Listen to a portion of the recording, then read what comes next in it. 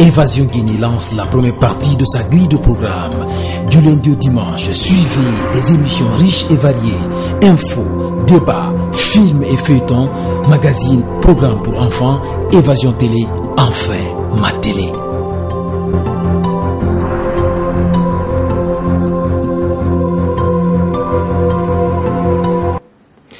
À 21h, presque 3 minutes dans ce studio central de la télévision Évasion Guinée. Mesdames et messieurs, bonsoir. La Guinée sur le difficile chemin vers les élections législatives, une échéance électorale qu'elle a du mal à organiser depuis bientôt 1 an et demi qu'un président démocratiquement élu a été porté à sa tête. Sa classe politique n'arrive toujours pas à accorder les violons pour permettre au pays de sortir d'un processus de transition qui n'en finit pas de s'étirer. Malgré une session de dialogue inclusif tenue entre décembre et janvier dernier, malgré le report sine-die de ces élections législatives qui étaient fixées au 8 juillet par la CENI, les acteurs politiques guinéens restent divisés sur la façon et les conditions d'organisation de ces élections.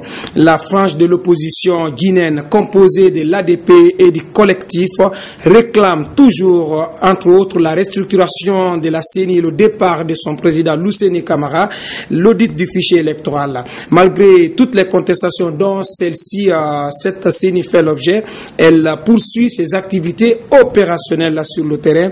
Elle a lancé cette semaine le processus de révision des listes électorales, toute chose qui est de nature à irriter cette opposition qui a donc décidé à compter de ce jeudi 10 mai d'organiser une série de manifestations de rue au fin, dit-elle, d'amener le pouvoir à un dialogue franc et sincère. Voici le décor de cette émission. Mesdames et messieurs, bienvenue à tous pour parler des tenants et aboutissants de la journée de marche pacifique qui a été organisée par l'opposition en ce jeudi 10 mai. Nous avons invité sur ce plateau M. Aluseni Makanera Kake. Il est membre du bureau politique national du RPG Arc-en-Ciel. M. Kake, bonsoir. Bonsoir, M. Diallo. Nous sommes très heureux de vous accueillir sur ce plateau. Le plaisir est partagé. Merci beaucoup. De l'autre côté, nous avons M. Fodé Mohamed Souma. Il est le président de Génération Citoyenne, membre de l'ADP et du collectif des partis politiques pour la finalisation de la transition. M. Souma, bonsoir. Bonsoir à vous, bonsoir aux téléspectateurs. Bonne arrivée dans cette émission. Enfin, sur ce plateau, M. Yero Kondé, expert électoral, il a fait le plaisir de nous rejoindre dans cette émission. Monsieur Kondé, bonsoir. Bonsoir. On devrait tout de même avoir un quatrième invité en la personne de Monsieur Aziz Diop, qui est secrétaire exécutif du Conseil national des organisations de la société civile. Il est attendu dans ce studio. Une fois encore, mesdames et messieurs, bienvenue à tous. Nous allons ouvrir les débats en posant avec cette question pour Monsieur Fodé Mohamed Souma. Est-ce que Monsieur Souma, au soir de cette marche du 10 mai, de cette marche que vous avez organisée, vous pouvez revendiquer un succès, M. Souma? Oh non, nous ne sommes pas là pour comptabiliser, pour revendiquer quoi que ce soit. D'abord, je commencerai par un regret, c'est-à-dire regretter d'obliger la population à battre le pavé au moment où les Guinéens devraient être en train de s'occuper de leurs problèmes. Regretter les arrestations et les blessés que nous avons comptés, donc une trentaine. Donc je commence par les regrets. Quant à la satisfaction, on n'a aucune satisfaction lorsqu'on a des blessés, surtout des blessés graves dont un par balle, et surtout donner une certaine image que je dirais négative de notre pays, dans la mesure où on ne sait pas ici encadrer une manifestation, on ne sait pas ce que veut dire les acquis démocratiques. Donc, c'est-à-dire, c'est l'éternel recommencement. Vous vous réjouissez tout de même de la mobilisation de vos militants. Est-ce qu'ils ont massivement répondu à votre appel? Non, le mot réjouissance serait trop dire. Vous savez, je crois qu'il faut avoir la modestie de ces réalisations ou de ces succès. Je dirais simplement que le monde que j'ai vu aujourd'hui, même durant la campagne présidentielle, je ne l'ai pas vu. Et donc nous pouvons revendiquer au bas mot au moins 100 000 personnes. Et je crois que ça montre vraiment le poids aujourd'hui de l'opposition qui, en tout cas, selon moi, représente la majorité dans ce pays aujourd'hui. Mais tout compte fait, je suis vraiment désolé qu'on soit obligé d'en arriver à des extrêmes. Ok, on va poser la question tout à l'heure. Pourquoi sommes-nous arrivés à ces marches, à ces meetings à répétition qui sont initiés, organisés par cette frange de l'opposition guinéenne incarnée par l'ADP, le collectif. On va se tourner du côté de M. Makanera, Alucène Makanera Kake. Vous avez un commentaire à propos de la marche d'aujourd'hui. Et quel regard vous portez sur cette marche, M. Kake? D'abord, je voudrais saluer et féliciter le gouvernement du professeur Alpha Condé pour la sagesse en acceptant d'accorder la permission à la marche, bien que toutes les conditions ne sont pas réunies. Vous avez vu à la télé, moi j'ai vu le papier, la manière dont l'opposition a fait la déclaration. La loi est claire. Vous pouvez regarder le code pénal dans son article 106, 107, 108, comment la marche doit être organisée en République de Guinée. Au lieu que c'est les noms et prénoms qui soient inscrits sur le papier, nous avons vu seulement les noms des partis politiques. Mais qu'à cela ne tienne, le professeur Alpha Condé, après plus de 40 ans de combat, il est décidé à instaurer la démocratie dans toutes ses formes dans notre pays. Par rapport à la manifestation, je suis très heureux aujourd'hui parce que cette opposition revendiquait avoir 70% de la population guinéenne. Et j'espère très bien qu'à Conakry seulement, nous sommes environ près de 2 millions de personnes.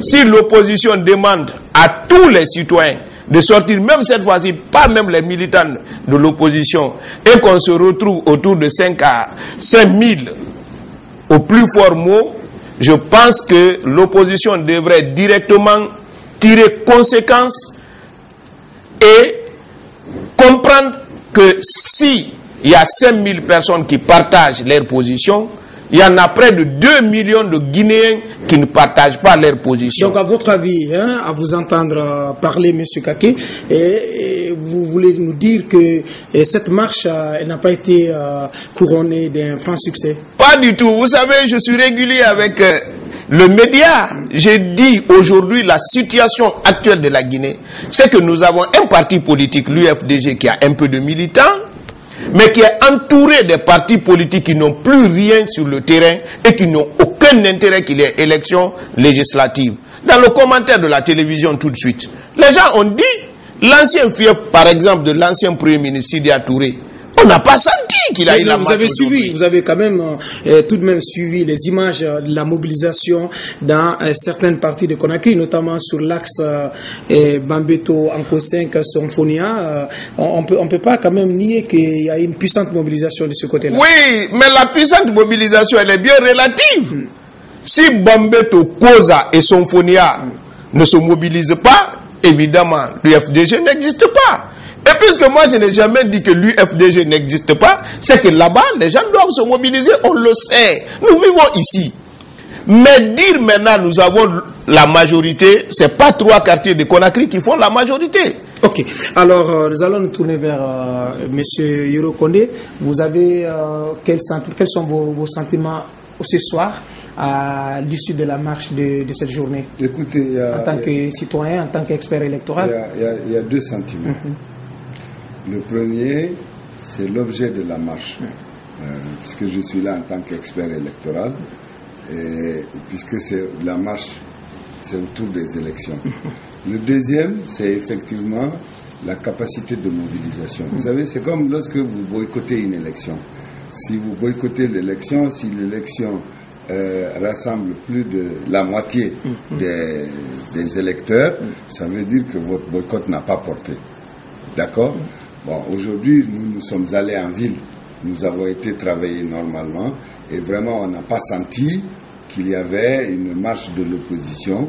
Je ne sais pas si ceux qui sont en ville ou ceux qui sont au travail sont membres du collectif de l'opposition, mais toujours est-il que ça n'a pas empêché l'administration le secteur bancaire, le secteur privé de fonction. L'administration, elle a tourné à plein régime. Elle a tourné à plein régime. Toutes les banques ont ouvert et ont tourné à plein régime.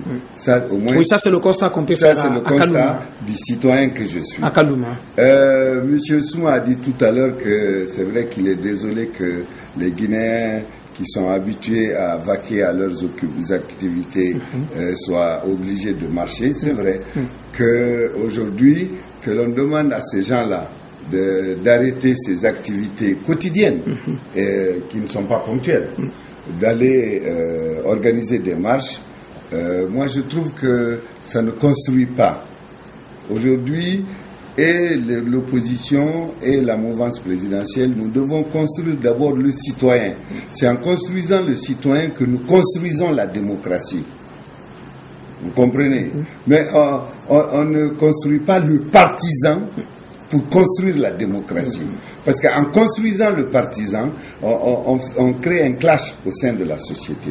Voilà l'aspect fondamental de la question. Okay. Maintenant, concernant les élections, évidemment, on y reviendra. Absolument, absolument. Et on va expliquer. Okay. Et peut-être que ça justifiera, ou peut-être que ça nous amènera à faire comprendre que la marche n'était pas autant que ça nécessaire. Ok. Alors, cette journée de marche, on l'a vu pour ceux qui ont suivi nos éditions d'information, a été caractérisée à quelques endroits par des affrontements. Est-ce que vous les regrettez? On a vu des personnes qui ont été blessées et on a appris aussi qu'il y a eu des arrestations. Est-ce que vous déplorez tout ça aujourd'hui, vous qui avez initié et organisé cette marche, M. Souma? Oui, moi je n'ai pas la même lecture politique que les personnes présentes sur le tableau. Je ne suis pas là à calculer les points, à vraiment distribuer. Je suis là, certes, en tant que membre de l'opposition, mais surtout en tant que citoyen. Je ne suis pas là pour dire ça a marché, ça n'a pas marché. Il n'y a pas pire aveugle que celui qui ne veut pas voir ce qui s'est passé aujourd'hui à Conakry. Je me demande même si du temps, au temps le plus fort du PDG, vraiment Conakry a connu ça. Donc je ne suis pas là pour dire il y a tel endroit fermé, tel endroit marché. Je ne suis pas là non plus pour lancer des invectives, dire que nous sommes la majorité. Non. Le seul critère de calcul aujourd'hui, c'est l'élection présidentielle. Et quand vous prenez les résultats à l'élection présidentielle des membres du collectif de l'ADP, c'est plus de 70%. Donc ça reste pour vous la référence. Non, c'est le seul critère de calcul. Donc quand je dis que nous sommes la majorité, ce n'est pas je ne sais pas lancé par hasard. Donc par rapport à ce qui s'est passé, il y a eu des caméras. Je crois que vos caméras étaient là. Je salue vraiment le secteur des médias privés qui font un travail pour vraiment éclairer la lanterne des citoyens. Aujourd'hui, tout le monde a vu ce qui s'est passé. En tout cas, il y avait une vague déferlante dans l'allégresse, dans la joie. Et il y a eu, à certains moments, ce qu'on appelle des forces de répression. Parce que les forces de sécurité républicaines, je les ai vues. Elles étaient là. Elles nous encadraient. Personne ne les a provoquées. Elles n'ont rien fait. Elles étaient là pour encadrer. Et il y a eu, comme d'habitude, quelques brebis galeuses à hauteur d'Amdalaï qui ont jeté des gaz lacrymogènes, etc. Donc c'est regrettable. C'est-à-dire, je me demande à quel moment on pourra organiser une marche dans ce pays et que rien ne se passe. Alors comment M. Souma vous expliquez d'encadrer, de suivre. Parce que la provocation ne peut pas venir de ceux qui sont en train de manifester, elle ne peut venir que d'en face. Eh bien, c'est regrettable qu'on ne soit pas capable de canaliser, d'accompagner un mouvement de masse aussi important, parce que ce mouvement aujourd'hui n'avait rien à craindre et ne craignait personne. C'était, tout à l'heure, mon frère Makadera a dit 100 000, peut-être qu'il a mal entendu ce que j'ai dit, c'était 100 000, c'était pas 5 000, 100 000 personnes. Lorsque vous prenez l'axe noir du monde, c'est au moins 100 000 personnes, donc c'est pas 5 000. Donc à votre avis, les affrontements ont eu lieu parce que les forces de l'ordre n'ont pas pleinement joué leur rôle? Non, franchement, il y a ce qu'on appelle les forces républicaines de sécurité, je les ai vues, elles étaient là au milieu. Personne ne les a touchés. Bien au contraire, c'était le salut militaire, c'était des applaudissements.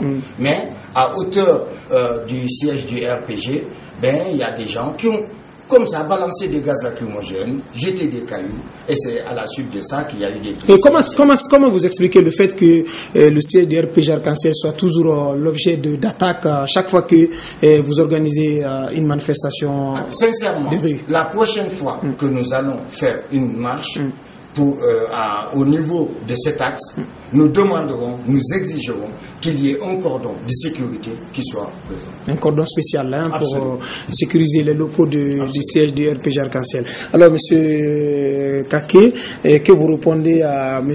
Souma et par rapport... Et vous, quelle est votre lecture des affrontements? Bon, je voudrais vous dire que d'abord, quand M. Souma dit que le seul critère d'appréciation des partis, c'est bien sûr l'élection présidentielle, je crois qu'il n'a pas tort. Mais seulement, c'est croire que c'est l'élection présidentielle du premier tour, c'est là-bas, il n'arrive pas à faire une bonne lecture. Parce que entre le premier tour et le second tour, il y a eu un grand changement. M. Souma est témoin. Au premier tour, partout où l'un de leurs alliés, M. Sidya Touré, a été premier, il a été incapable de faire 10% du score que lui-même il a obtenu. Ça, c'est une réalité. Les chiffres existent encore. Okay. Alors, ça, c'est la première remarque. À propos des incidents, j'ai toujours répété, je dis le rôle des partis politiques, c'est pas absolument conquérir le pouvoir, mais c'est d'abord l'éducation civique et politique de ses militants. C'est ce qui a manqué au niveau de l'opposition.